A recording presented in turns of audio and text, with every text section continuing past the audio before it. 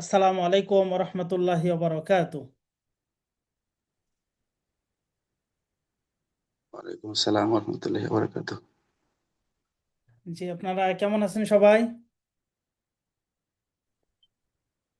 সবাই একটু আনমিউট করবেন, করে ইনশাল্লাহ আমরা একটু পরিচিত হয়ে যাব। জি, আলহামদুলিল্লাহ ভালো একটু আছি। ওকে, আমরা শুরু করি। আউযু বিল্লাহি মিনাশ শাইতানির রাজিম, বিসমিল্লাহির রহমানির রহিম। ইন্নাল হামদালিল্লাহ, আলহামদুলিল্লাহি ওয়াহদা ওয়াস সালাতু ওয়াস সালামু আলা মান লা নাবিয়্যা বা'দা ওয়া বা'দ।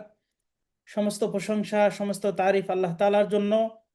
শান্তি অবতীর্ণ হোক প্রিয় নবী মুহাম্মদ সাল্লাল্লাহু আলাইহি সাল্লামের প্রতি। এটা আমাদের 10 দিন ব্যাপী কোরআন শিক্ষা ক্যাম্পেইনের 6 নম্বর ব্যাচ। 6 নম্বর আমাদের চলছে ব্যাচ নম্বর।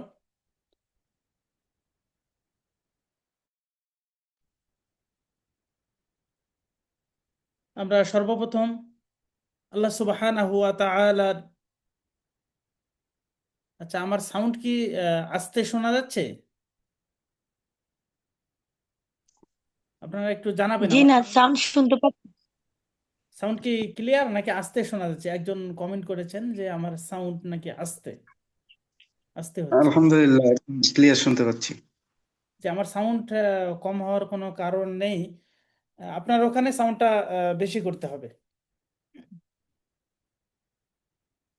আল্লাহ তাআলার শুক্রিয়া আদায় করছি আবারও, যিনি আমাদেরকে আহ, সারা পৃথিবীর ভিতরে সর্বশ্রেষ্ঠ মানুষ হওয়ার জন্য এই প্ল্যাটফর্মে আসার সুযোগ দান করেছেন।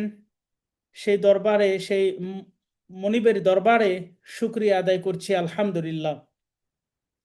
দরুদ ও সালাম বর্ষিত হোক সর্বকালের সর্বশ্রেষ্ঠ মহামানব নবী মুহাম্মদ সাল্লাল্লাহু আলাইহি ওয়াসাল্লামের প্রতি, যার আদর্শকে বাস্তবায়ন করার লক্ষ্যে আমাদের এই ক্ষুদ্র ক্ষুদ্র প্রচেষ্টা। সেই নবীর উপরে শান্তির ধারা বর্ষিত হোক সাল্লাল্লাহু আলাইহি ওয়াসাল্লাম। কোরআন আমরা কেন শিখব, শুদ্ধ করে কেন পড়তে হবে, বা ভুল করে পড়লে এর ক্ষতি কি, এ বিষয়ে আমরা সংক্ষিপ্তভাবে আলোচনা করব। 10 দিন ব্যাপী আমাদের এই ক্লাসগুলো থাকবে। প্রত্যেকটা ক্লাসেই আপনারা অ্যাটেন্ড করবেন, ইনশাল্লাহ উপস্থিত হবেন। সাথে সাথে আমাদের প্রত্যেকটা ক্লাসের কুইজ থাকবে। যারা নিয়মিত অ্যাটেন্ড করবেন ক্লাসে এবং কুইজের অ্যান্সার করবেন, আমরা তাদেরকে সার্টিফিকেট দিব ইনশাআল্লাহ। আমরা ইতিপূর্বে যে ক্যাম্পেইনগুলো করেছি সেখানে আমরা সার্টিফিকেট দিয়েছি। আল্লাহ সুবহানাহু ওয়া তাআলা পবিত্র কোরআনে বলেছেন, ওয়ারাত্তিলিল কুরআনা তারতিলা, তোমরা কোরআন পড়ো সহি শুদ্ধভাবে। অর্থাৎ ভুল করে কোরআন তেলাওয়াত করা যাবে না। ভুল করে কোরআন তেলাওয়াত করলে নেকির জায়গায়, সওয়াবের জায়গায় পাপ হয়, গুনাহ হয়। আপনারা এই কথা কি ইতিপূর্বে কোনো সময় শুনেছেন, কোরআন ভুল করে পড়লে পাপ হয়? জি, জি জি একজন শুনেছি। একজন শুনেছেন না সবাই শুনেছেন? হ্যাঁ জি, ভুল করে শুনলে মানে ভুল করে পড়লে পাপ হয় এটা শুনেছি। আবার জি আহ শুনেছি হলো যারা নাকি ভুল করে ই মানে ধাক্কা দেখার চেষ্টা করে পড়ে তাদের আবার দ্বিগুণ সওয়াব, এরকম একটা কথা শুনেছি জি, যে। আলহামদুলিল্লাহ। দুটাই আপনার কথা, দুইটাই সঠিক বলেছেন, মাশাআল্লাহ, আলহামদুলিল্লাহ। এক নম্বর হচ্ছে ভুল করে পড়াটা, সেটা কেমন? যে আপনি কোনো গুরুত্ব দেন না, গুরুত্বহীন অবস্থা। এইরকম কেউ যদি করে তাহলে তার পাপ হবে, গুনাহ হবে।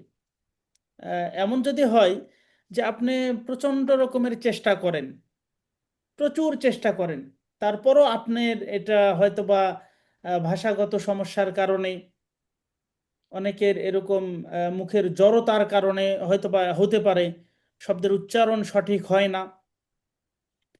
এমনটা যদি হয় সেক্ষেত্রে আল্লাহ তাআলা ক্ষমা করবেন। এখন চেষ্টাটা আপনার কেমন করতে হবে?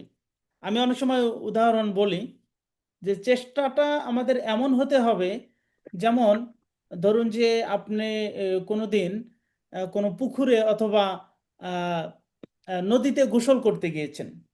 আপনার আশেপাশে আপনার কাছের মানুষ, বন্ধু বান্ধব হয়তো বা কেউ আছে, সে আপনাকে মশকরা করে আপনাকে পানির নিচে চুবিয়ে ধরেছে, আপনাকে ছাড়ছে না, আপনার নিঃশ্বাসটা বন্ধ হয়ে যাচ্ছে।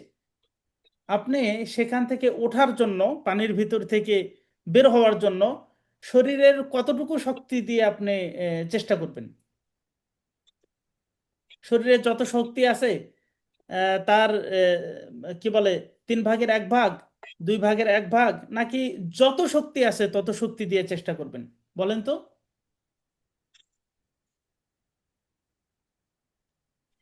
সর্বোচ্চ শক্তি দিয়ে চেষ্টা করব। সর্বোচ্চ শক্তি দিয়ে আমরা চেষ্টা করব জীবন বাঁচানোর জন্য।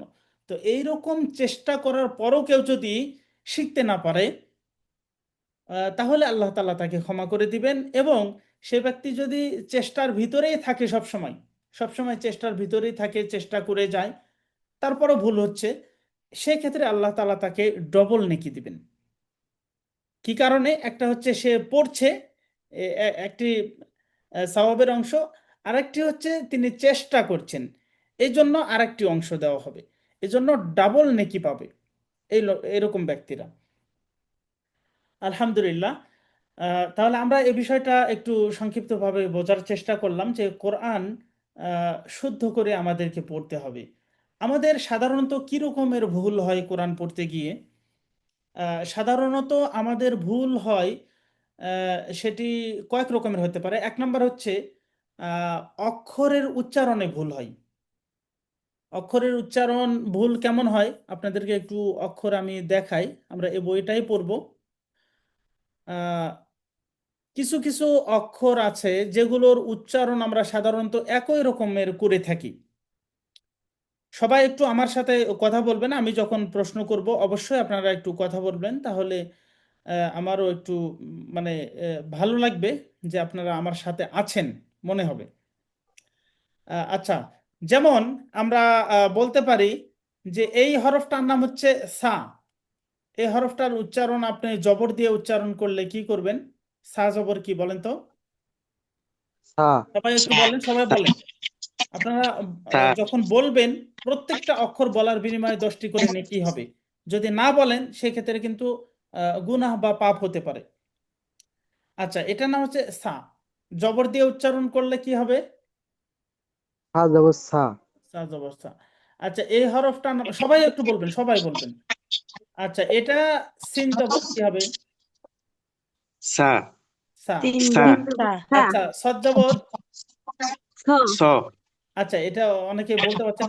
যেমন এবার দেখেন, অনেকেই উচ্চারণ করে, আপনারা আলহামদুলিল্লাহ এই সদের উচ্চারণটা সঠিক করছেন। অনেকে এরকম বলবেন, আহ, একই সিস্টেমে যা ভিডিওটা কেউ অন করবেন না, আর বাচ্চারা কথা বললে একটু মিউট করে ফেলবেন। অনেকে উচ্চারণ করেন সিন জবর সা, সা জবর সা, সদ জবর সা। আবার অনেকে বলেন সা জের সি, সিন জের সি, সদ জের সি। সবই একই রকমের উচ্চারণ করেন। আবার আরেকটি অক্ষর বলি, যেমন এই অক্ষরটার নাম কি বলেন তো? জাল। জাল জা এটা জের দিয়ে উচ্চারণ করলে কি হবে? জালের জা জি জাল জা জের জি। আচ্ছা, এটার উচ্চারণ, এটা জজের, জলের জি জজের জি। জি আচ্ছা, এটা জাজের জি, জি এটা জি জাজের জি, তাই না? দেখেন, জাজের জি, জজের জি, জাজের জি, সবই জি জি জি হয়ে যাচ্ছে। আচ্ছা, একজন স্বাভাবিক সুস্থ মানুষকে যদি আপনি কোশ্চেন করেন, আচ্ছা এই সাউন্ডটা কোথায় থেকে আসছে আমি একটু দেখে নেই। সাউন্ড যেখান থেকে আসবে, যদি নয়েজ থাকে কারো কাছে, প্লিজ আপনারা একটু মিউট করে ফেলবেন, হ্যাঁ। এটা আমাদের ক্লাসটা রেকর্ড হবে, পরবর্তীতে এই রেকর্ডটাও আপনাদেরকে দিয়ে দেওয়া হবে পরবর্তীতে, যাতে আপনারা রিভাইজ করতে পারেন। প্রত্যেকটা ক্লাসের আমরা রেকর্ড আপনাদের কাছে পাঠিয়ে দেব, এবং আমরা কুইজ দিব, সেই কুইজের অ্যান্সার আগামী ক্লাসের আগে আপনারা করে ফেলবেন ইনশাল্লাহ। তাহলে আমি বলছিলাম জি। যে অক্ষরের উচ্চারণগুলো আমরা সাধারণত অনেকে একই রকম করে থাকি। একজন সুস্থ স্বাভাবিক মানুষকে যদি জিজ্ঞাসা করি যে একই রকমের কি উচ্চারণ হবে, এই যে সা জবর সা, সিন জবর সা, সদ জবর সা, এগুলা কি একই রকমের হবে?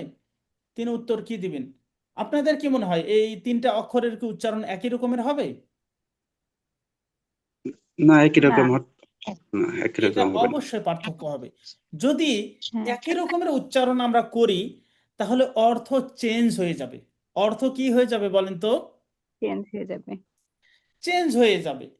আচ্ছা, এটা কি শুধুমাত্র বাংলা কি বলে আরবিতেই একটা অক্ষরের জায়গায় অন্য অক্ষর উচ্চারণ করলে অর্থ চেঞ্জ হয়, নাকি পৃথিবীর যে কোনো ভাষায় এটা হয়? যে কোনো ভাষাই হয়। যে কোনো ভাষায় হবে। যেমন আপনাকে উদাহরণস্বরূপ আমি বলতে পারি যে বলেন তো আহ, আশা মানে কি? আশা, সরে তালবস্যয় আশা, আশা, এটার অর্থ আশা কি? মানে কোনো একটা কিছু আশা করা, আশা করা, মনের আশা আকাঙ্ক্ষা, তাই না? আকাঙ্ক্ষা। এখন যদি আপনি দন্ত স দিয়ে লেখেন, সরে দন্ত সয় আশা, আশা, তাহলে এটা কোন আশা হবে?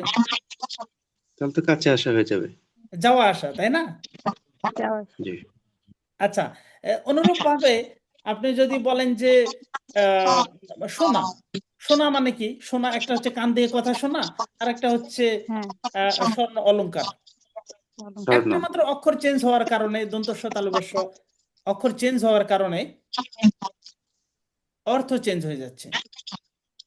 আচ্ছা, কারো কাছে কি ডিভাইস দুইটা আছে? আমার সাউন্ডটা আমার কাছে আবার ফিরে চলে আসছে। ডিভাইস যদি কারো কাছে দুইটা থাকে, প্লিজ আপনারা একটা ডিভাইসে আসবেন। আহ, তাছাড়া সাউন্ডটা রিপ্লাই হচ্ছে, এই সাউন্ডটা পরবর্তীতে যখন আপনারা শুনবেন তখন খারাপ লাগবে। আচ্ছা, এবার আপনারা দেখেন আপনার অনেক মানুষের নাম আছে, অনেক মা বোনের নাম আছে এরকম জরিনা। জরিনা নামের সর্বপ্রথম অক্ষরটা কি বাংলায়? বলেন তো, তো সর্বপ্রথম অক্ষরটা কি? হ্যাঁ, জ হবে, পরীক্ষা এটা বলে। বুরকিত জ, তাই না? এখন যদি হ্যাঁ, এই বুরকিত জটা কেটে দিয়ে আপনি ম লিখে দেন, তাহলে কি হবে? জরিনা কি হয়ে যাবে? তো মরি না। জরিনা হয়েছে মরিনা, তাই না? অনুরূপ ভাবে ইংরেজিতেও প্রত্যেকটা ভাষা, ইংরেজিতে যেমন হেয়ার মানে কি? হেয়ার মানে হচ্ছে এখানে হয়, আবার হেয়ার মানে হয় চুল। ডিয়ার মানে প্রিয়, ডিয়ার মানে আবার হয় হরিণ, তাই না? হরিণ। এই যে ইত্যাদি ইত্যাদি, এই যে একটা মাত্র অক্ষর চেঞ্জ হলে অর্থ চেঞ্জ হয়। তবে পৃথিবীর অন্যান্য ভাষায় একটা অক্ষরের জায়গায় অন্য অক্ষর বললে অর্থ চেঞ্জ হবে, এটা বাস্তব। কিন্তু কোনো পাপ হবে না, গুনাহ হবে না। যদি আপনি বাংলাতে কোনো একটা পড়া যদি আপনি ভুল পড়েন, তাহলে কি আপনার কোনো পাপ হবে? কোনো গুনাহ হবে কি আপনার? বলেন দেখি। সাউন্ড আপনাদের নাই, আপনারা সবাই একটু প্লিজ আপনারা একটু আনমিউট করে কথা বলবেন। সবাইকে কথা না, বলতে হবে। গুনাহ। গুনাহ হবে না। যেমন আহ, কি বলে, রংপুর এলাকার মানুষ রংপুরকে অংপুর বলে। তারপরে নোয়াখালীর মানুষ নোয়াখালীকে নোয়াখালী বলে। টাকাকে টাহা বলে। অনেক এলাকায় পানিকে হানি বলে। পানিকে বলছে হানি, তাই না? তো এইরকম যদি কেউ অশুদ্ধ করেও বলে তাহলে কিন্তু কোনো পাপ হবে না। আবার যদি কেউ শুদ্ধ করে বলে আমি এখন পানি খাবো ইত্যাদি এভাবে যদি বলে, তাহলে কি কোনো নেকি হবে? কোনো নেকি হবে না। এর কোনো মানে নেগেটিভ পজিটিভ কোনো কিছুই নাই। আপনার এটা অশুদ্ধ করে পড়লে মানুষের কাছে খারাপ লাগবে, এতটুকুই। কিন্তু কোরআন এমন একটি জীবন্ত মুজিজা, আল্লাহ তাআলার এমন একটি কারিশমা, এ- এর ভিতরে আল্লাহ তাআলা এমন নিয়ামত দিয়েছেন যে প্রত্যেকটা অক্ষর আপনি বুঝে পড়েন আর না বুঝে পড়েন, কয়টা নেকি হবে বলেন তো, কে বলতে পারেন? একটা একটা অক্ষর হরফে বললে 10টা নাকি? 10টা 10টি নাকি? নেকি? আর কে জানেন বলেন তো? আর 10টি। কেউ কি কিছু জানেন? 10টা হবে নাকি আরো কিছু জানা আছে 10টি। কারো? যে 10টি। 10টি নাকি হবে। আচ্ছা, 10টি নেকি এটা হচ্ছে সর্বনিম্ন, হাদিসে এরকম এসেছে যে আল্লাহ তাআলা 10 থেকে আর অনেক গুণ, 700 গুণ পর্যন্ত বৃদ্ধি করতে পারেন। আমাদের ধরেন যে এই একটা অক্ষর আমি পড়লাম, হয়তোবা 10টা নেকি পেতে পারি, সর্বনিম্ন এটা পাবো। আবার অন্য কেউ হয়তোবা পড়লে তাকে আল্লাহ 20 নেকিও দিতে পারেন। এটা কার উপরে নির্ভর করবে? এটা হচ্ছে মানুষের আন্তরিকতা, ভালোবাসা, একনিষ্ঠতা, এর উপরে নির্ভর করবে। আবার এমন হতে পারে যে আলিফ অক্ষর বলে আমার পাপও হতে পারে, গুনাহ হতে পারে। এটা কি আপনারা বিশ্বাস করেন? এই আরবি পড়লে বা কোরআন পড়লে আবার অনেক সময় গুনাহ হতে পারে। এটা কি আপনাদের কি মনে হয় সঠিক বলছি আমি?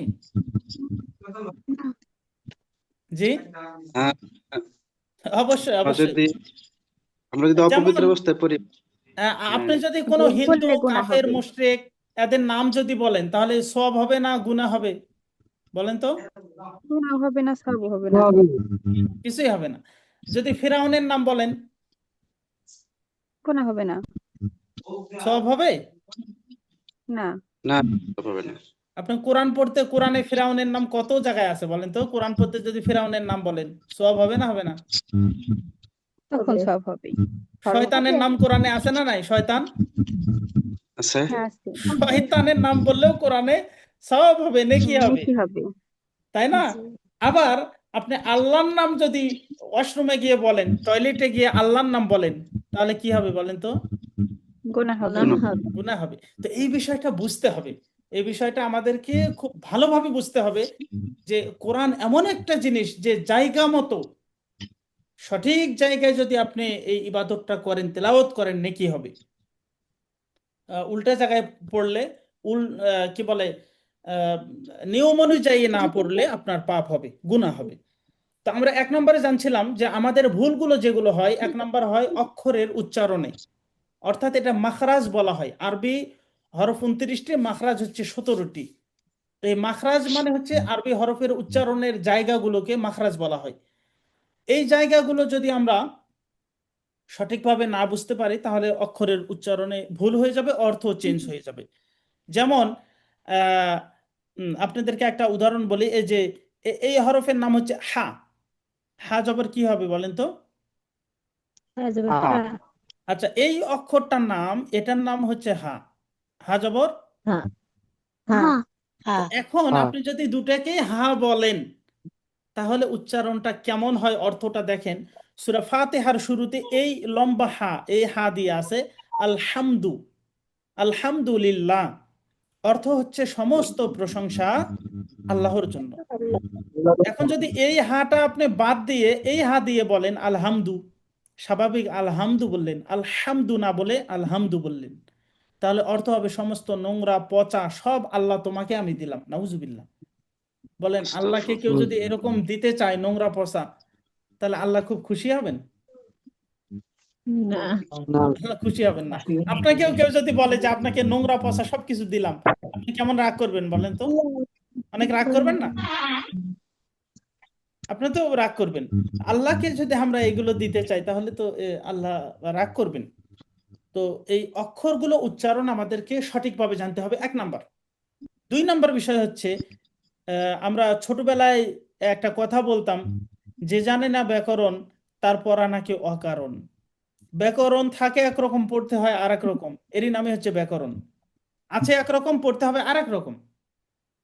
যেমন কোরআনের অনেক জায়গায় জবর জের পেশ এগুলো লেখা আছে কিন্তু পড়াই যাবে না, ওগুলো সব বাদ দিতে হবে, মনে মনে বাদ দিতে হবে। অনেক জায়গায় জবর জের পেশ নেই, জবর জের পেশ ধরে ধরে পড়তে হবে। আবার অনেক জায়গায় লেখা আছে নুন পড়তে হবে মিম। অনেক জায়গায় আবার কি বলে, আহ, আহ, অক্ষর লেখা আছে কিন্তু অক্ষরগুলো পড়া যাবে না, এরকম আছে। বাংলাতেও এরকম আছে, কিছু কিছু অক্ষর লেখার সময় আসে, পড়ার সময় পড়তে হয় না।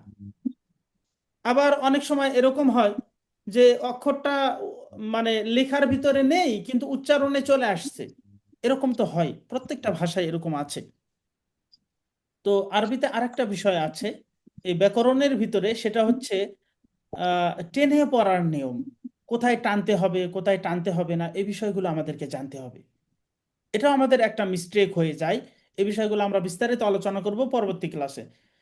এরপরে আরেক ধরনের ভুল আমাদের হয়, সেটি হচ্ছে পৃথিবীর যত ভাষা আছে প্রত্যেকটা ভাষায় কি বলে দাড়ি কমা, ফুল স্টপ এগুলো আছে, তাই না? আছে না নাই বলেন তো? জি আছে। আছে হুজুর। হ্যাঁ, তো আরবিতেও এগুলো আছে কি নাই? হ্যাঁ আছে। আরবিতেও আছে। এখন আপনি যদি এই বিষয়টা দাড়ি কমার ব্যবহার যদি ভালো করে না বোঝেন, বাংলাতেও আপনার কেমন ভুল হতে পারে। যেমন আহ, কোনো জায়গায় যদি একটা সাইনবোর্ড লেখা থাকে, এখানে ময়লা ফেলিবেন না, ফেলিলে 50 টাকা জরিমানা, তাহলে এখানে কেউ ময়লা ফেলিবেন না, তাই না? এখানে আহ, দাঁড়িয়ে আছে। এখন যদি আপনি বাংলা ভালোভাবে পড়তে না পারেন, আপনি যদি এভাবে পড়েন, একটা অক্ষর আগেই যদি থেমে যান, এখানে ময়লা ফেলিবেন না, ফেলিলে 50 টাকা জরিমানা, তখন কি হয়েছে বলেন তো? একটা অক্ষর আগেই যদি আপনি থেমে যান, তাহলে অর্থটা কি হয়ে গেছে? আমার কথা কি আপনারা ক্লিয়ার বুঝতে উল্টা। পারছেন? জি জি, অর্থটা চেঞ্জ হয়ে যাচ্ছে পুরো। চেঞ্জ মানে প্রথমে ছিল নিষেধ যে এখানে ময়লা ফেলবেন না, কিন্তু দ্বিতীয়টা হয়ে যাচ্ছে আদেশ যে এখানে ময়লা না ফেললে আপনার 50 টাকা জরিমানা। তাহলে বলেন কি রকম একটা বিপদ। জরিমানা দিতে হবে। হ্যাঁ, তো এই যে সমস্যাগুলো, এগুলো আমাদেরকে একটু জানতে হবে। আমরা বাংলা ভাষায় মিশ্র, যদিও বা আমাদের মাতৃভাষা, এগুলো অনেক সময় হওয়ার পসিবিলিটি কম থাকে, কিন্তু আরবি ভাষা যেহেতু এটা আমাদের মাতৃভাষা নয়, এটি আমাদেরকে একটু জানতে হবে। তো এই বিষয়গুলো আমাদের একটু বেশি ভুল হয়। আর আহ, যারা কোরআন আহ, শুদ্ধ করে পড়বেন, কোরআনের সাথে যাদের সম্পর্ক থাকবে, তাদের ব্যাপারে আল্লাহ সুবহানাহু ওয়া তাআলা কোরআনের অনেক জায়গায়, আল্লাহ রাসূল হাদিসের অনেক জায়গায় তাদের জন্য সুসংবাদ দিয়েছেন। তাদের জন্য কোরআন সুপারিশ করবে। যারা কোরআনের শিক্ষার্থী, তারা যতদিন পর্যন্ত শেখার ভিতরে থাকবে, পৃথিবীর যত রকমের সৃষ্টি আছে, কীট পতঙ্গ, পোকা মাকড়, যত কিছু আছে, সাপ, হাইওয়ান, জানোয়ার, কুকুর, বিড়াল পর্যন্ত তাদের জন্য দোয়া করতে থাকে। সুবহানাল্লাহ, আপনি হিসাব করতে সুবহানাল্লাহ। পারছেন? কুকুর বিড়াল সুবহানাল্লাহ। পর্যন্ত, পানির নিচে যে একটা কীট পতঙ্গ থাকে, যেই সাপ পোকা মাকড় যেগুলো আমাদেরকে কষ্ট দেয়, তারাও আমাদের জন্য দোয়া করতে থাকে। কিসের কারণে এটা? কোরআনের কারণে।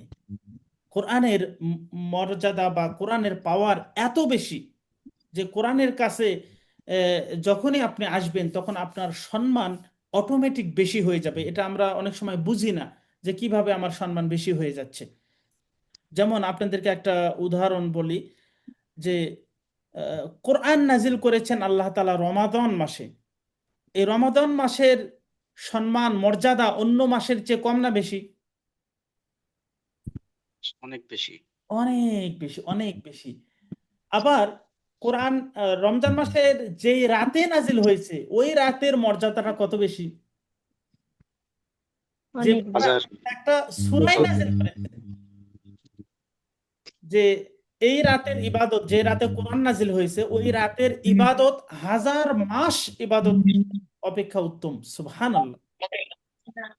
আবার যে নবীর উপরে সুবহানাল্লাহ। কোরআন নাজিল হয়েছে, তাদের সেই নবীর সম্মান কত!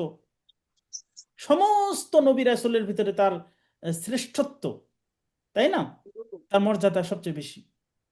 আবার আহ, যেই ফেরেশতার মাধ্যমে কোরআন নাজিল হয়েছে, সেই ফেরেশতার মর্যাদাও ফেরেশতাদের ভিতরে লিডার, ফেরেশতাদের বস।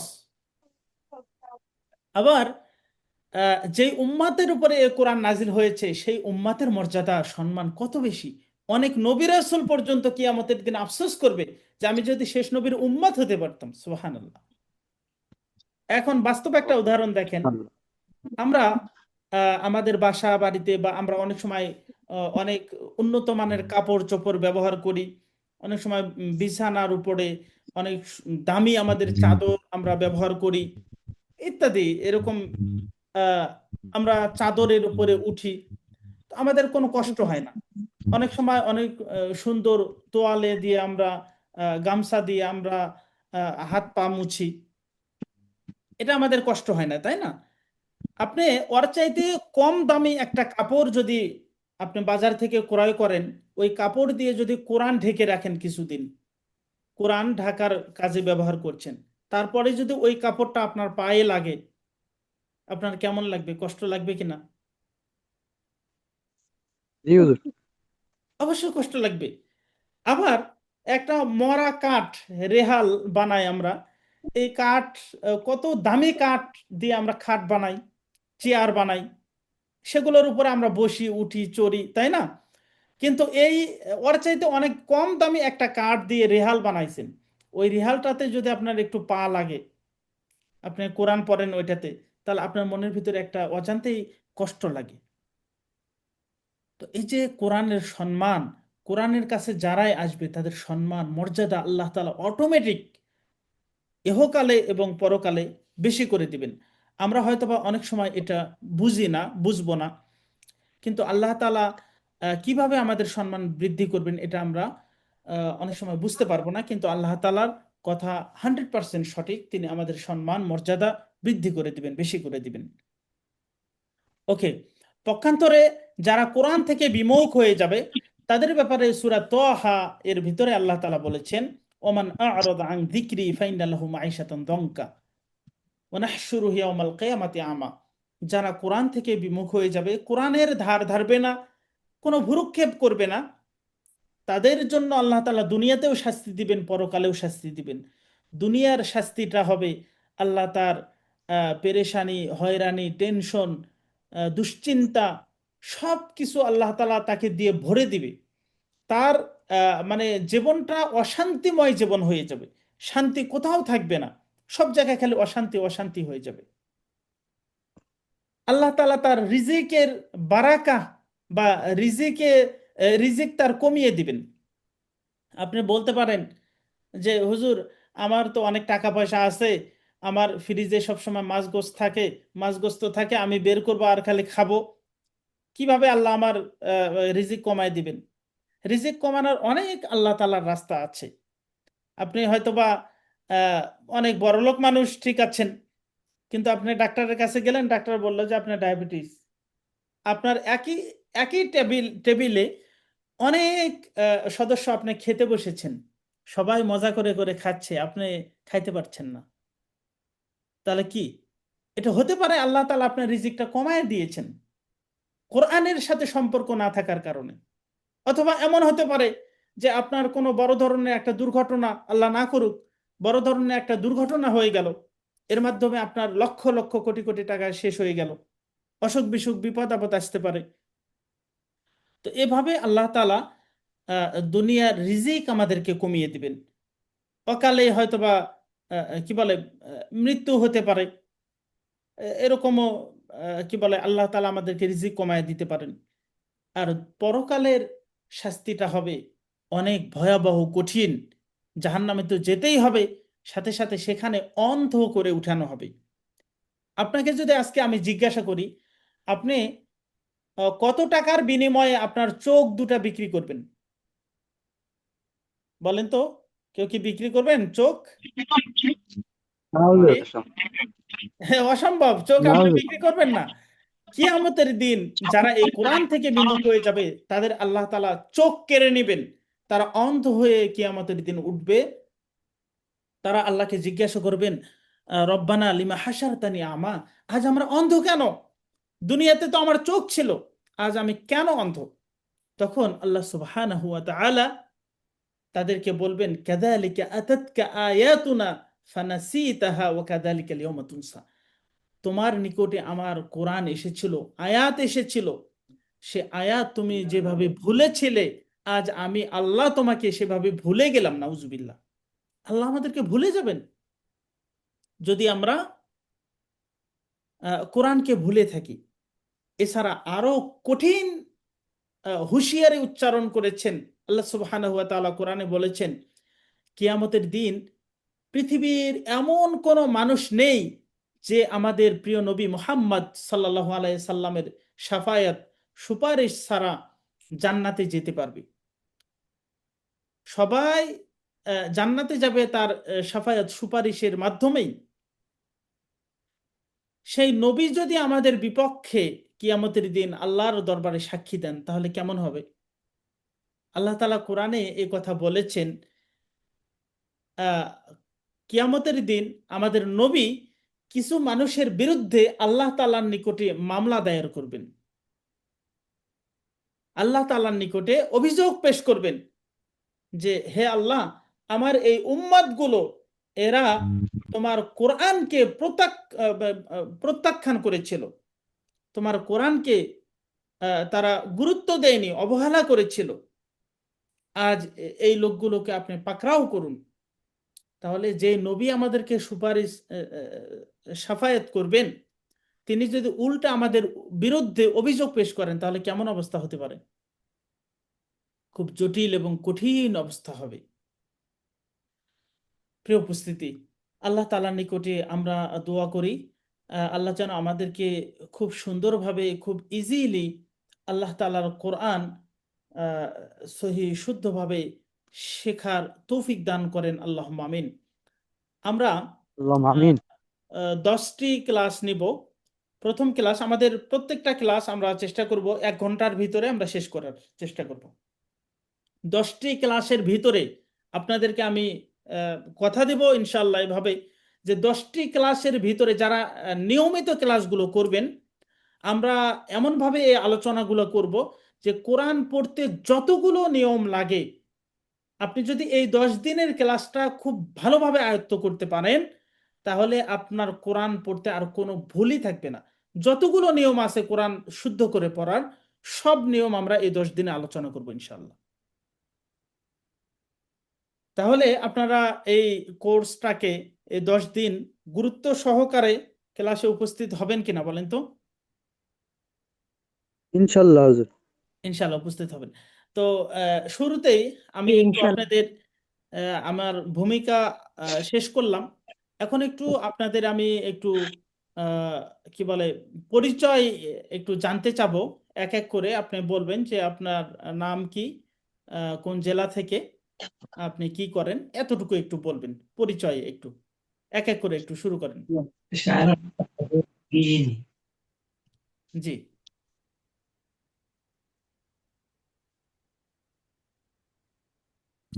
জি, আসসালামু আলাইকুম। ওয়ালাইকুম সালাম। আমি কাউসার মাহমুদ। আমি হচ্ছে আগে একটা জব করতাম, এখন আপাতত কিছু করতেছি না। এখন পাশাপাশি জব খুঁজতেছি। আর হলো কোরআন, আমাদের এখানে একটা মাদ্রাসা আছে, এখানেও আমি কোরআন শিখতেছি। আর আপনাদের এখান থেকে বইটা অর্ডার দিয়ে বইটা নিলাম, তো বইটা থেকেও মানে হলো পড়ার চেষ্টা করতেছি। আলহামদুলিল্লাহ। কোন জেলা থেকে? আমি এখন হলো ঢাকা থেকে করতেছি, ঢাকা থেকে বলতেছি, আচ্ছা, ঢাকা আলহামদুলিল্লাহ। মিরপুর। আচ্ছা, আহ, রবিউল ইসলাম, জি আপনি একটু বলেন তো। সালামু আলাইকুম হুজুর। জি। রবিউল ইসলাম বলতেছিলাম। আমি রাজশাহী থেকে, র্যাব অফিস থেকে বলতেছিলাম হুজুর। আপনার কাছ ইতিপূর্বে থেকে আপনি গেছিলাম আমাদের সাথে আপনার অ্যাটেন্ড করেছিলেন কি? জি জি করছিলাম। ও আচ্ছা আচ্ছা, আলহামদুলিল্লাহ আলহামদুলিল্লাহ। হ্যাঁ, অনেকে পুরাতন দেখছি, আলহামদুলিল্লাহ, খুব ভালো লাগছে। আচ্ছা, নতুন আর কেউ থাকলে একটু জানান। আসসালামাইকুম। ওয়ালাইকুম আসসালাম। আমার ওয়াইফ শিখবেন, তো আমি আজকে জয়েন করছি, তো ওনাকে দেখাই দিচ্ছি কিভাবে আপনি এখানে জয়েন করবেন, শিখবেন। তো আলহামদুলিল্লাহ। এই আর কি। জি জি, সুন্দর সুন্দর। আর কে আছেন বলেন তো একটু সংক্ষিপ্তভাবে বলেন, আমরা পড়ার দিকে চলে যাব। জি আসসালামু আলাইকুম। ওয়ালাইকুম আসসালাম। আপনার নাম তো লেখা আছে রিয়েলমি। জি জি বলেন, আপনার না, পরিচয়। শায়রা শায়রা হক, আমি ঢাকা থেকে বলতেছি। জি আলহামদুলিল্লাহ। আমি গৃহিণী। আলহামদুলিল্লাহ। এই ইতিপূর্বে কি আমাদের ক্লাসে অ্যাটেন্ড করেছিলেন আপনি? জি জি, আমি নতুন। নতুন, আলহামদুলিল্লাহ। ওকে। আর আচ্ছা, তারপরে আর কে আছেন বলেন তো? খুব সংক্ষিপ্তভাবে একটু বলেন, আপনার নামটা পরিচয়টা একটু বলেন, তাহলে আপনার সাথে আমি একটু পরিচয় হয়ে গেলাম, একটু ভালো হবে। আসসালামু আলাইকুম। ওয়ালাইকুম আসসালাম। জি, হ্যাঁ, আমি হীরা, ঝিনাইদহ জেলা থেকে। আচ্ছা, কি করেন আপনি? হুম। আমি গৃহিণী। আলহামদুলিল্লাহ। ওয়ালাইকুম আসসালাম। জি, বলেন, কে বলছিলেন? আমি ফাতেমা নারায়ণগঞ্জ তো থেকে জোহরা। বলছি। জি, আচ্ছা, পরে কোথা থেকে? থাক। আসসালামু আলাইকুম। ওয়ালাইকুম আসসালাম। আমি নারায়ণগঞ্জ থেকে বলছি। ও আচ্ছা, ঠিক আছে, আলহামদুলিল্লাহ। আপনাদের কাছে আমার একটা রিকোয়েস্ট থাকবে। আহ, আপনারা আজকে যারা অ্যাটেন্ড করেছেন আমাদের ক্লাসে, আগামীকালকে আপনারা চেষ্টা করবেন কমপক্ষে আহ, কমপক্ষে দুইটা মানুষকে আপনারা দাওয়াত দিবেন, কোরআন শেখার জন্য দাওয়াত দিবেন। এটা নবীর কাজ। নবী আর এই দুনিয়াতে আসবেন না, এই কাজটা আমাদেরকে করতে হবে।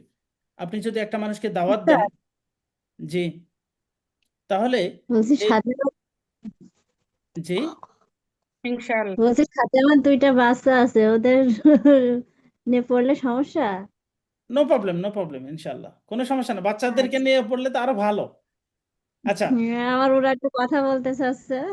হ্যাঁ বলেন। বলে, সালাম দাও, সালাম দাও। আসসালামু আলাইকুম। ওয়ালাইকুম আসসালাম। কি নাম তোমার বাবু? আব্দুল্লাহ। আব্দুল্লাহ। তুমি কোন ক্লাসে পড়ো? স্কুলে যাও? আমি ওয়ানে। ওয়ানে? মাশাল্লাহ, মাশাল্লাহ। তুমি তো তাহলে কি শিখতে বললো? পারবে। সালাম। আসসালামু আলাইকুম। ওয়ালাইকুম আসসালাম রহমতুল্লাহ। জি, কি নাম তোমার? আবু বকর। আবু বকর। তুমি কোন ক্লাসে পড়ো? ক্লাস 5। মাশাল্লাহ, মাশাল্লাহ। তাহলে তোমাদেরকে এই 10 দিনে কোরআন শিখতে হবে। তোমরা কি কোরআন পড়তে পারো? হ্যাঁ। আলহামদুলিল্লাহ, তাহলে আরো সুন্দর করে সহি করে পড়তে হবে। ওকে, প্রতিদিন তাহলে হ্যাঁ। এই টাইমে অ্যাটেন্ড করতে হবে ক্লাসে। আচ্ছা, তাহলে জি। আমরা এখন যে কথাটা বললাম যে আপনারা সবাই একটু এই দাওয়াতটা সবার কাছে পৌঁছিয়ে দিবেন। কিয়ামতের দিন হয়তো বা কিছু মানুষ আপনার বিরুদ্ধে বলতে পারে যে আল্লাহ, ওরা একা একা শিখেছে, আমাকে বলেনি। তখন আপনার কি অবস্থা হবে বলেন? এই জন্য আপনার আশেপাশে যারা আছে সবাইকে এই দাওয়াতটা পৌঁছাবেন যে আপনারা এখানে সুন্দরভাবে সহি করার জন্য। অনেক মানুষ আমি এরকম দেখেছি যে কোরআনটা শুদ্ধ করে পড়ার জন্য এই হুজুরের কাছে যায়, ওই হুজুরের কাছে চলে যায়, কিন্তু তারাও সময় দিতে পারে না, সমস্যা হয়। কিন্তু এখানে এমন একটা সুযোগ আপনারা পাচ্ছেন যে এখানে আপনাকে কোনো হুজুরের কাছে যাইতে হচ্ছে না। ঘরে বসে আপনার আহ, মানে সবকিছু কাজ করতে পারছেন, তারপর আপনি শুদ্ধ করে শিখতে পারছেন।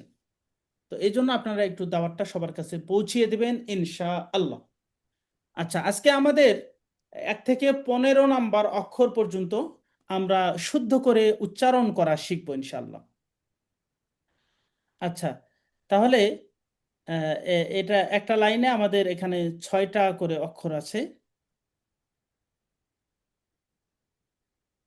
দত পর্যন্ত আমরা পড়বো।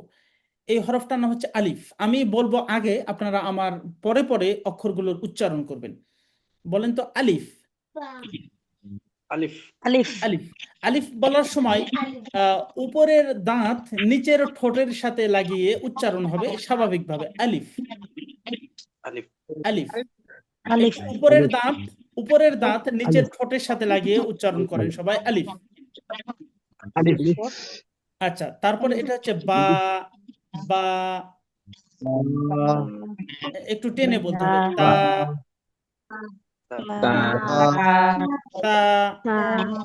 তা অক্ষর উচ্চারণ হবে যে আমাদের জিহ্বার আগা, উপরের যে দাঁত আছে, উপরের দাঁতের আগার সাথে লাগিয়ে। সামনের যে উপরের দাঁত আছে, সামনের উপরের যে দাঁত আছে, সে দাঁতের সাথে জিহ্বার আগা লাগাইতে হবে। তা। তা। বলেন তো সবাই, আপনার জিহ্বা কোথায় লাগাবেন বলেন তো? জিহ্বার আগা কোথায় লাগাবেন? দাঁতের আগার সঙ্গে। সামনের দাঁতের আগার সামনের সাথে। 2 দাঁত। সামনের উপরের দাঁত, উপরের দাঁত, আবার নিচে না, সামনের সামনের উপরের, উপরের দাঁতের আগার হ্যাঁ, সঙ্গে। দাঁতের আগার সাথে লাগিয়ে উচ্চারণ করতে হবে। তা, সবাই বলেন, তা। তারপরের হরফটা হচ্ছে জিম। জিম। হা। হা হা হা হরফ উচ্চারণ করার সময় ভিতর থেকে একটা শো শো করে সাউন্ড আসবে। যেমন আমরা অনেক সময় একটু ক্লান্ত হয়ে গেলে আমাদের নিঃশ্বাসটা ভারী হয়ে যায়, ঘন ঘন নিঃশ্বাস হয়, তখন এরকম একটা সাউন্ড আসে। তো এই সাউন্ডটা আসবে হা।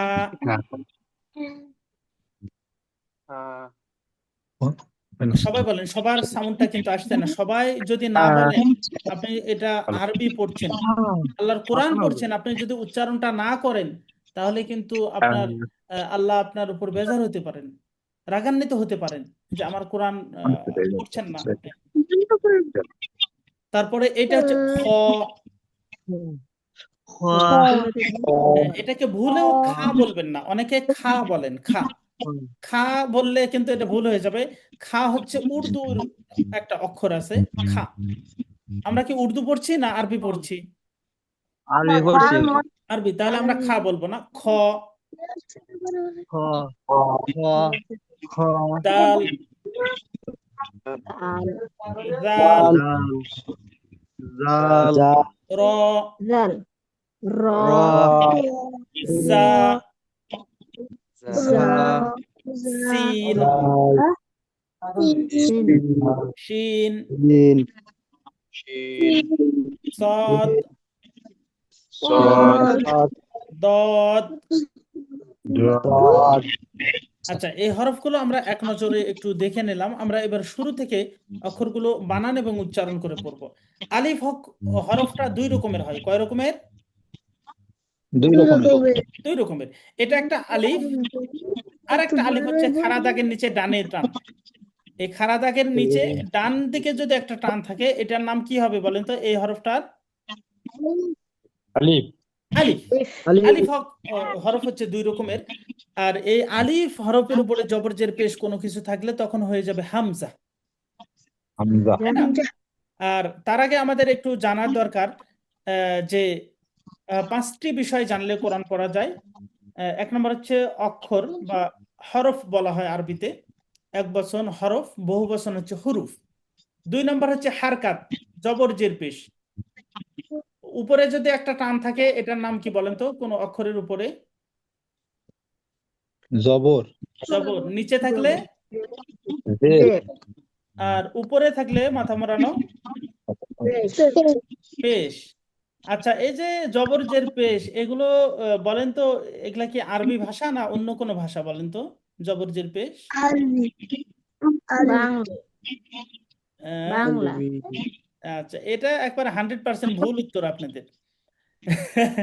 এটা কিন্তু আরবিও না, বাংলাও নাই। জবর জের পেশ এগুলো হচ্ছে উর্দু ভাষা। উর্দু দিয়ে আমরা আরবি পড়ছি আগে থেকেই, ওইটাই আমাদের চালু হয়ে আছে।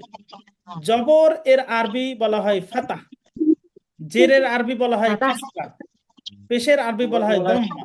তো যাই হোক, যেহেতু আমাদের কাছে জবর জের পেশ এটা পরিচিত অনেক বেশি, আমরা জবর জের পেশই পড়বো। অনেকে এটা জানেন না যে জবর জের পেশ, মনে করেন যে জবর জের পেশ এই নামগুলো মনে হয় আরবি, এটা আরবি নয়। আচ্ছা, এটা আপনাদের জানার অত বেশি প্রয়োজনও নেই। আচ্ছা, তানবিন, দুই জবর দুই জের দুই পেশকে কি বলা হয়? তানবিন। তানবিন এমন একটা জিনিস যে এটা আমি অনেক সময় বলি যে এটা ঘোড়ার ডিমের মতো। দুনিয়াতে একটা জিনিস নামে আছে কামে নাই, যার নাম হচ্ছে ঘোড়ার ডিম। ঘোড়ার ডিম কেউ কোনোদিন দেখেছেন?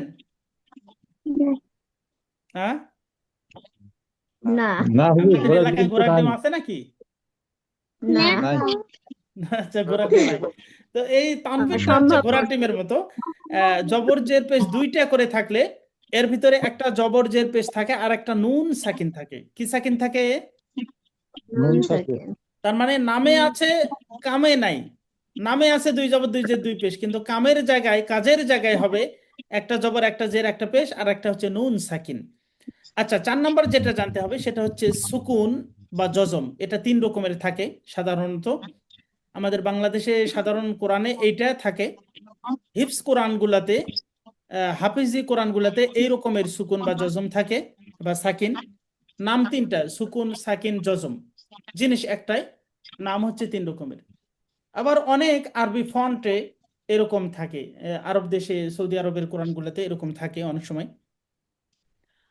তারপরে আরবি হাদিসে এরকম থাকে, অনেক বইয়ে এরকম লেখা থাকে। তো আমরা সাধারণত এটাই পড়ে থাকি। 5 নম্বরে জানতে হবে তাসদিদ। 5 নম্বরে কি বলেন তো? তাসদিদ। তাসদিদটা কেমন? এটা হচ্ছে এই সুকুন বা জজম এর ব্যবহার যেরকম, তাসদিদ একই রকম।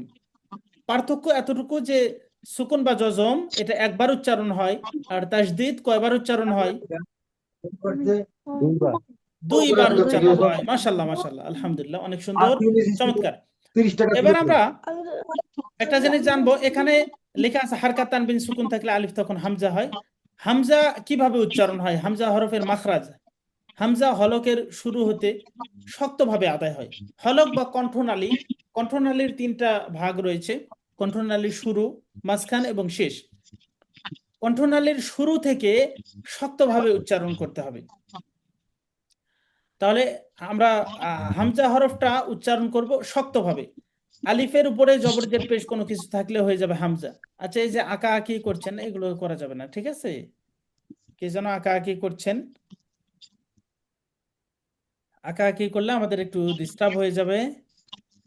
আঁকা আঁকি করা যাবে না, আপনারা পড়াগুলা শুধু শুনতে থাকবেন ইনশাআল্লাহ। আচ্ছা, তাহলে আমরা যেটা পড়ছিলাম যে আলিফের উপরে জবর জের পেশ থাকলে হামজা উচ্চারণ হবে। আমরা একটু উচ্চারণ করে এখন পড়ব। হামজা জবর আ, হামজা জের ই, হামজা পেশ উ। সবাই বলেন তো। যায় না।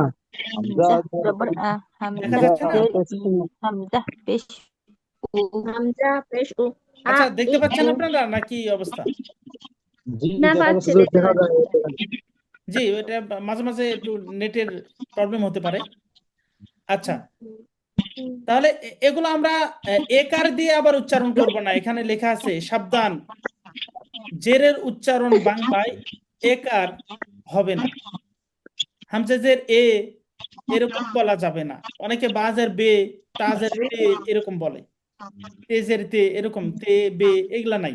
আরবিতে কোনো একার ব্যবহার হবে না। কোরআনের একটা মাত্র জায়গা আছে যেখানে একার ব্যবহার হয়।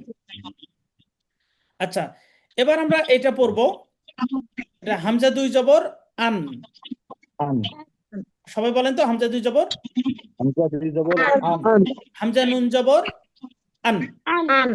আচ্ছা, দেখেন এখানে একটা জিনিস, মজার একটা জিনিস, যে এখানে হামজা 2 জবর আন আর এটা হামজা নুন জবর আন, একই উচ্চারণ। এখানে 2টা জবর আছে, তার মানে বোঝা যাচ্ছে এই 2টা জবরের ভিতরে একটা জবর আর একটা কি আছে? নুন সাকিন। নুন সাকিন। সাকিন। মাশাআল্লাহ। হামজা 2 জের ইন, হামজা নুন জের ইন। বলেন, সবাই একটু বলবেন। হামজা দুই জের ইন, হামজা নুন জের ইন। এখানে দেখেন 2টা জের আছে হামজার নিচে, উচ্চারণ ইন, এবং এখানে 2টা অক্ষর মিলে হচ্ছে ইন। এখানেও 2টা জেরের ভিতরে একটা কি আছে? নুন সাকিন আছে। নুন সাকিন। হামজা 2 পেশ উন, হামজা নুন পেশ উন। পেশ উন, জানুন পেশ উন। জি, আলহামদুলিল্লাহ, চমৎকার। এরপরে যে হরফটি রয়েছে বা, এটি আমরা কিছুক্ষণ আগে পড়লাম।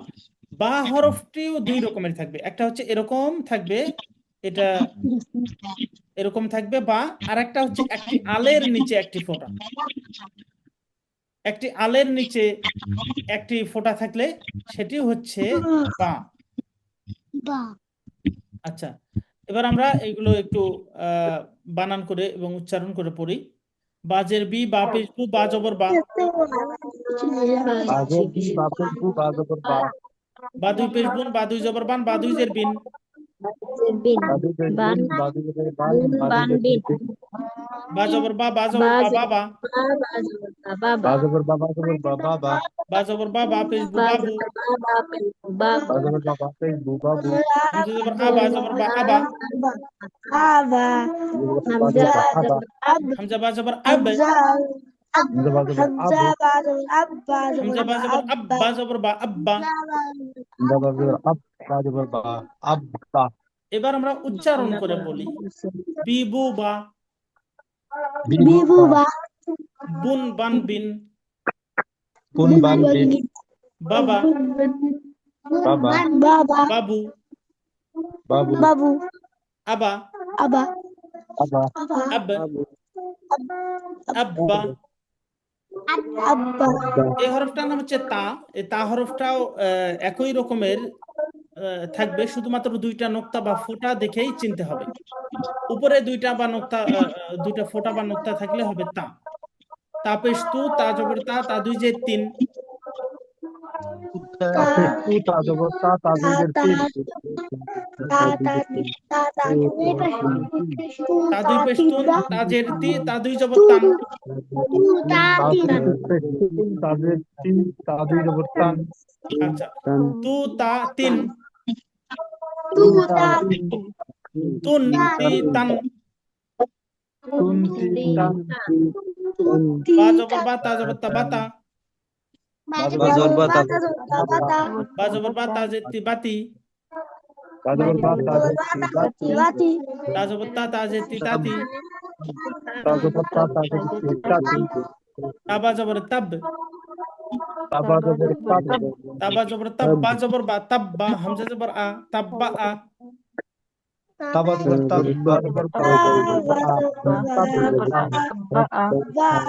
আচ্ছা, তারপরের হরফটা হচ্ছে সা। সা হরফটা আমরা বলেছিলাম এই যে এখানে লেখা আছে, জিহ্বার আগা সামনের উপরে দুই দাঁতের আগা থেকে নরম ভাবে উচ্চারণ করতে হবে, আদায় হবে। আচ্ছা, তাপে সু, সাজে সি, সাদু পে সুন। তাপেশ তু, তা জের তি, তা দুই পেশ তুন। সা জবর সা, সাদু যে সিন, সাদু জবর সান। তা জবর তা, তা দুই জের তিন, তা দুই জবর সান। সা জবর সা, তা জবর তা, সাতা। তা জবর তা, তা জবর তা, সাতা। সা জবর সা, তা জের তি, সাতি। তা জবর তা, তা জের তি, সাতি। তা জবর সা, তাপেশ তু, সাতু। তা জবর তা, তাপেশ তু, সাতু। হামজা সা জবর আস, তা দুই পেশ তুন, আস্তুন। হামজা তা জবর আস, তা দুই পেশ তুন, আস্তুন। বা সা জবর বাস, সা জবর সা, বাসসা। বাচ্চা জবর বাচ্চা, বাচ্চা। আচ্ছা, এটা হচ্ছে জিম। জিম হরফও দুই রকমের থাকবে। এটা এরকম থাকবে জিম, অথবা এরকম একটি ফোঁটার নিচে থাকবে, এটা হচ্ছে জিম। জিম পে জু, জিম যে জি, জিম দুই পে জুন।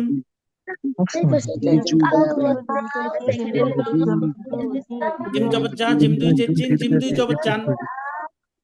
জিম জবর জা, জিম দুই জের জিম, জিম দুই জবর জান। জিম জবর জা, তা জের তি, জাতি। জিম জবর জা, জিম দুই জাতি। তাপিস তু, জিম যে জি, তুজি, বা জবর বা, তুজি বা। তাপেশ তু, জিম জবর তু, তা জবর বা, তুজি বা। জিম জবর জা, বা জের মি, জাবি, হামজা জবর আ, জাবি আ। জিম জবর জা, বা জের তি, জাতি আ। সা জিম পে সুজ, বা দুই পেশ বুন, সুজ বুন। তা জিম পেশ জিম বা পে জুব, বা জবর বা, জুব্বা। জিম বা জবর জুব, বা জবর বা, জুব্বা। আচ্ছা, এই জিম হরফটা কেমন উচ্চারণ হবে? জিম জিহ্বার মাঝখান থেকে শক্তভাবে আদায় হয়, অর্থাৎ জিহ্বার মাঝখান উপরের তালুর সাথে লাগিয়ে শক্তভাবে উচ্চারণ করতে হবে। আচ্ছা, ফা হরফটা এভাবে আমরা বলেছি। হা, হা এখানে লেখা আছে লম্বা হা, উচ্চারণে গলায় শ শ শব্দ হবে, অর্থাৎ হলকের মাঝখান থেকে।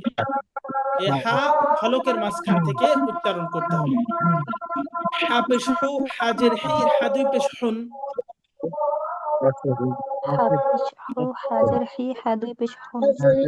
হা জবর হা, হা দুই জের হিন, হা দুই জবর হান।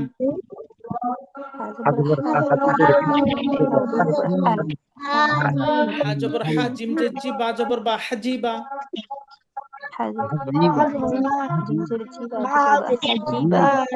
হা জবর হা, বা জের বি, হাবি, বা জবর বা, হাবিবা। হা জবর হা, বা জের বি, বা জবর বা, হাবিবা। জিম পে জু, হাজের হি, জু হি, তা জবর তা, জুহিতা। হা বা জবর হাব, সা দুই পে সুন, হাবসুন।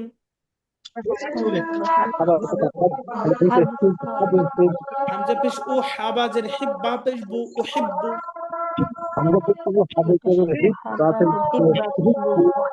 এই হরফটার নাম হচ্ছে খ।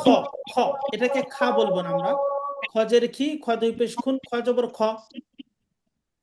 খজের খি খজের খি খজের খ খ পেশ খু খ দুই জের খিন খ দুই জবর খন খপে সু খিন খ জবর খ বা জের বি সা জবর সা খবিসা খজবর খ জের খি তা জবর তা বা দুই পেশ বুন খিতাবুন খজের সা জবর সা খ জবর খ তা দুই জের তিন সা খ তিন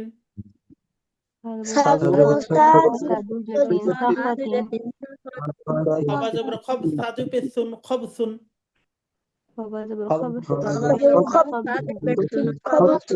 খ বা জবর খব বা জবর বা খব বা হামজা জবর আ খব বা আ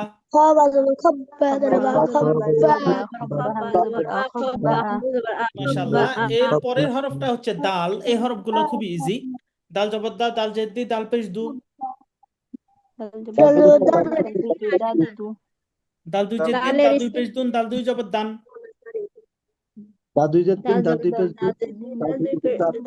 দাল জবর দা, দাল জবর দা দাদা, দাদু দাল জবর দা, দাল জেদ্দি দাদি, দাল জবর দা, দাল পেশ দু দাদু, দাদু দাল হামজা জবর দা, বা দুই পেশ বুন দা বুন,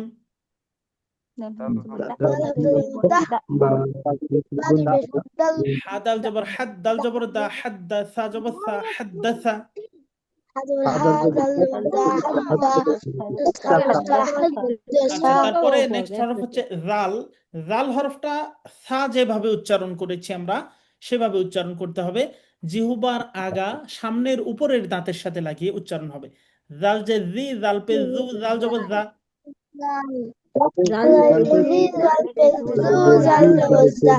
জাল দুই যে জিন, জাল দুই পে জুন, জাল দুই জবর জা,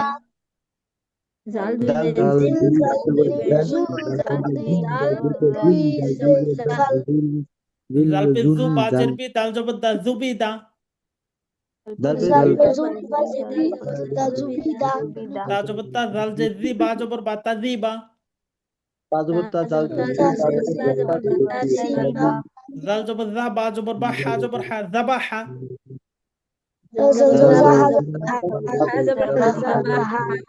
জাল বা জবর জাব, হা দুই পেশ হুন, জাবহুন,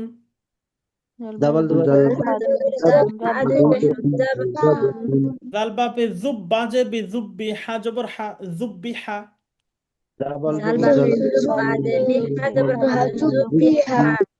আচ্ছা। পরের হরফটা হচ্ছে র।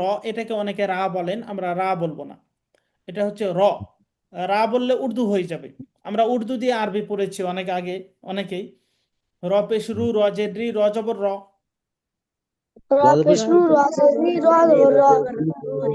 র দুই পেশ রুন, র দুই জের রিন, র দুই জবর রন,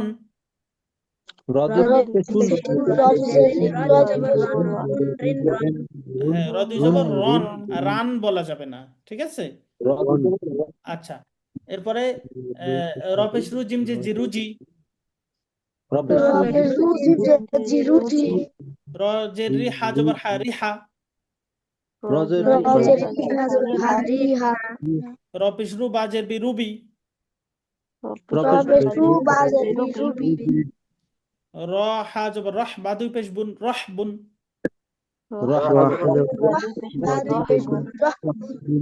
র বা পেশ রুব, বা জবর বা, রুব্বা,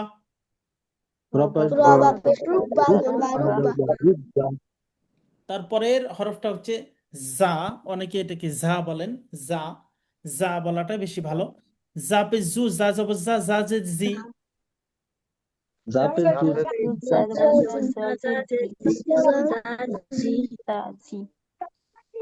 জা দুই পে জুন, জা দুই যে জিন, জা দুই জবর জান,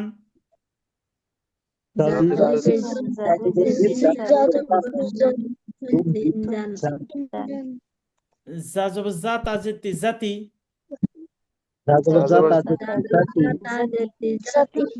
জা জবর জা, বা জবর বা, জাবা, দাল জবর দা, জাবাদা,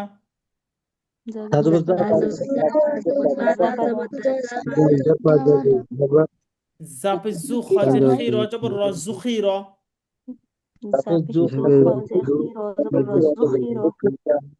জা জিম জবর জাজ, র দুই পেশ রুন, জাজরুন,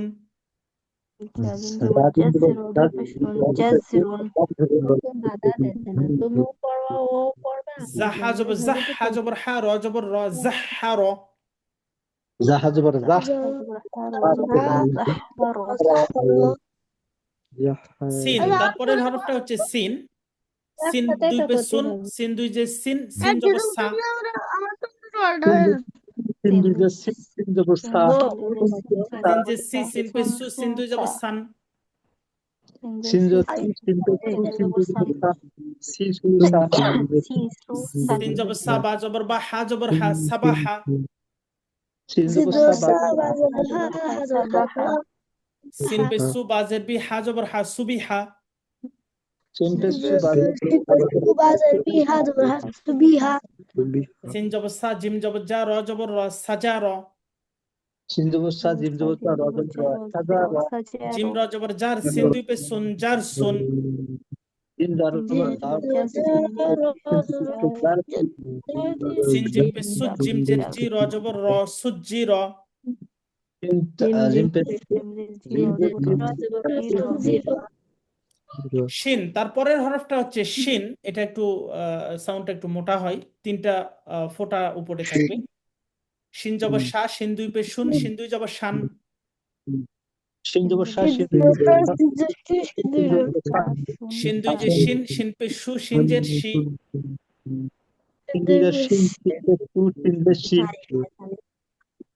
শিন জবর শা, বা জবর বা, হা জবর হা, সাবাহা। শিন জবর শা, তা জের তি, র জবর র, সাতি র। শিন জবর শা, জিম জবর জা, র জবর র, সাজা র। শিন হা জের শেহ, র দুই পেশ রুন, শেহ রুন। শিন দাল জবর সাদ, দাল জবর দা, দাল জবর দা, সাদ্দা দা।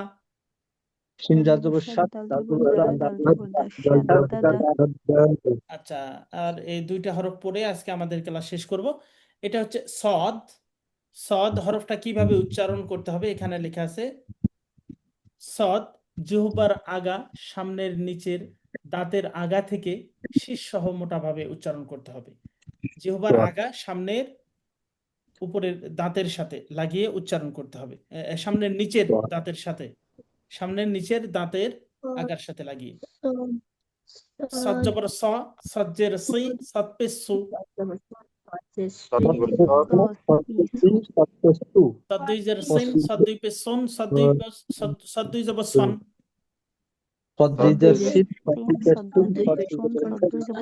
সদ জবর স, দাল জবর দা, র জবর র, সদা র।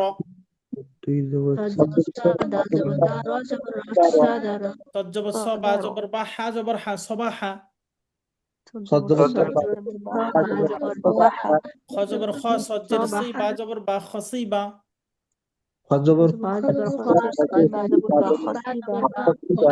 হা সদ বেশ হুস, বা দুই পেশ বুন, হুসবুন।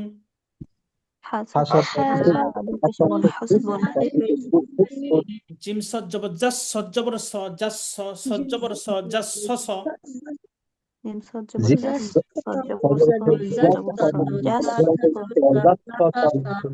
তারপরের হরফটা হচ্ছে দত। সদের উপরে একটি নোক্তা বা ফোঁটা থাকলে হয়ে যাবে দত। দত হরফটা কিভাবে উচ্চারণ হবে? দত জিহ্বার গোড়া, উপরের মাড়ির দাঁতের গোড়া থেকে মোটাভাবে উচ্চারণ করতে হবে। জিহ্বার গোড়ার যে কোনো এক সাইড মাড়ির দাঁতের সাথে লাগিয়ে উচ্চারণ করতে হবে। দত জের দি, দত জবর দ, দত পেশ দু।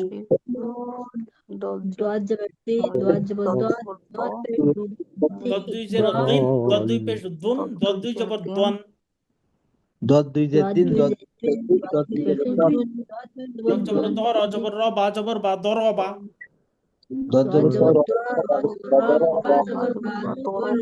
দত পেশ দু, রজের রে, দুরি, বা জবর বা, তা দুই পেশ তুন, দুরি বা তুন।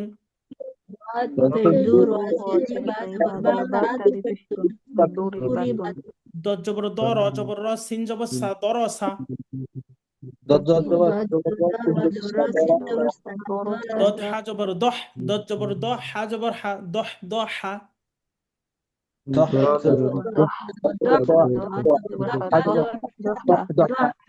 দত র জবর দর, র জবর র, দর র, র জবর র, দর র র। দর অজবর আচ্ছা, আলহামদুলিল্লাহ। আমরা মুসলিম প্রত্যেকটা মুসলমানের জন্য কোরআনুল কারীম শিক্ষা করা ফরজ। প্রত্যেকটা মুসলমানের জন্য কোরআন শিক্ষা করা কি বলেন তো? ফরজ। ফরজ। অবশ্যই এটা অবশ্যই করতে হবে। কোরআন শিখতে হবে, এই কাজটা অবশ্যই করতে হবে, এটা হচ্ছে ফরজ কাজ। তো আমরা আজকে যে পড়াগুলা পড়লাম এগুলোর ভিতর থেকে আপনাদের 10টা কোশ্চেন থাকবে, কুইজ। আমি কিছুক্ষণ পর আপনাদেরকে কুইজটা পাঠিয়ে দিব, আপনারা কুইজের অ্যান্সার করবেন। আর আপনারা জানেন কি না যে আমাদের ক্লাসে যারা নিয়মিত অ্যাটেন্ড করেন এবং কুইজের অ্যান্সার করেন তাদেরকে আমরা পুরস্কার দিব, কি বলে, আমরা সার্টিফিকেট দিব।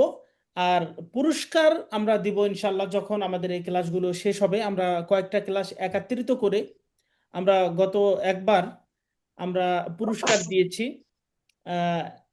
সাইকেল পুরস্কার দিয়েছি, ফার্স্ট পুরস্কার, তারপরে সেকেন্ড থার্ড তাদেরকেও আমরা পুরস্কার দিয়েছি। যদি মা বোনদের ভিতরে কেউ প্রথম স্থান অধিকার করেন তাহলে তার জন্য আমরা একটা সেলাই মেশিন দিব। এটা একটা উৎসাহ দেওয়ার জন্য আর কি, এটা আমাদের নিজেদের পকেট থেকে আমরা এটা দিই। তো আপনারা নিয়মিতভাবে ক্লাসে অ্যাটেন্ড করবেন, কুইজের অ্যান্সার করবেন এবং আপনারা কি বলে মানুষদেরকে একটু দাওয়াত দিবেন।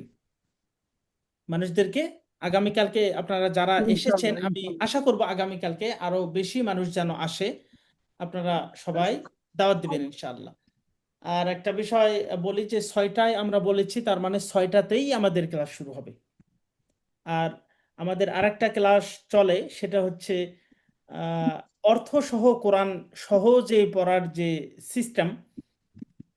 মাত্র অল্প কিছু ক্লাস করলে আপনি অর্থ সহ কোরআন আরবি থেকে অর্থ বুঝতে পারবেন ইনশাআল্লাহ। তো এই ক্লাসটা আমাদের চলছে, অল্প কিছুদিন পরে এটা শেষ হবে, আবার নতুন একটা ক্লাস আমরা শুরু করব। যদি আপনারা কেউ চান সেই ক্লাসে আপনারা অ্যাটেন্ড করতে পারবেন ইনশাআল্লাহ।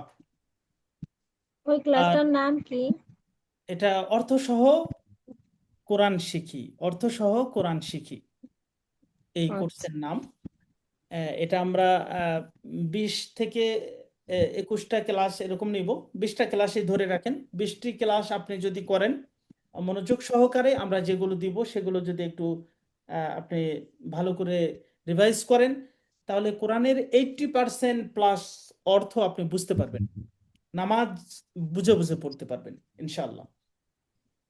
তো আমি কিছুক্ষণ পর আপনাদেরকে একটা কুইজ পাঠিয়ে দেব হোয়াটসঅ্যাপে।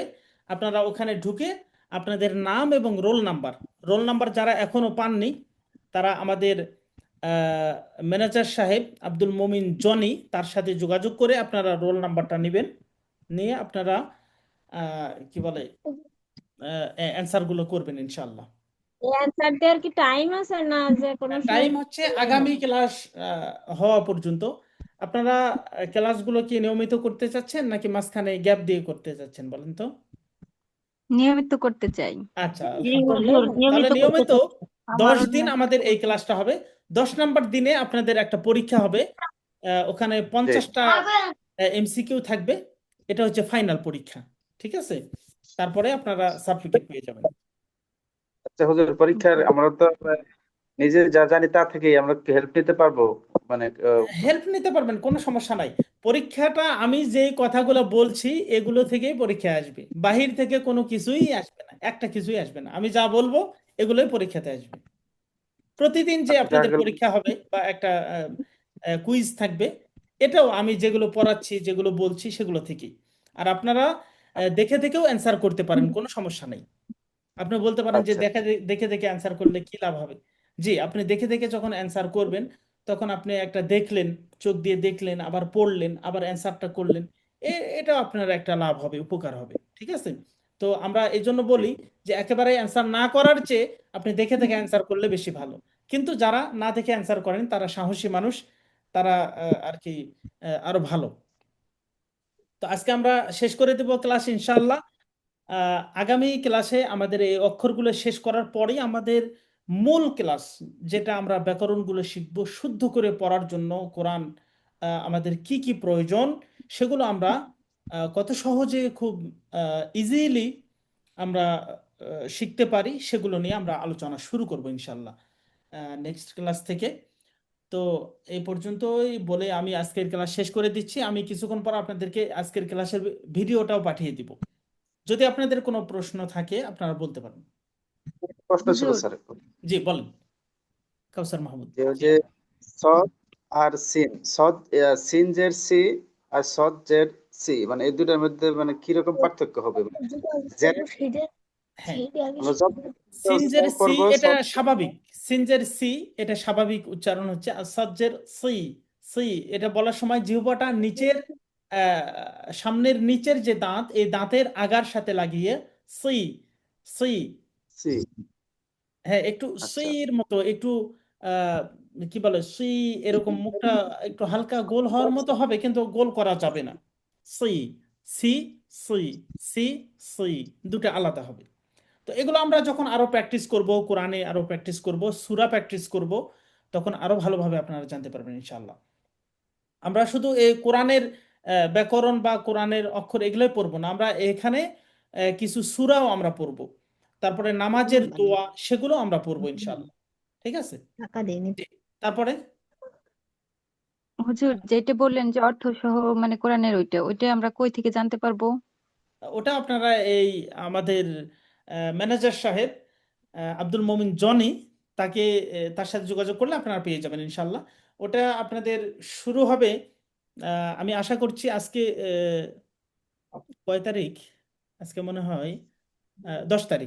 10 তারিখ। আশা করা যায় যে 10 তারিখ। আগামী 20 10 তারিখের তারিখ। দিকে বা বা এ মাসের শেষের দিকে শুরু হবে এরকম আমি আশা করছি।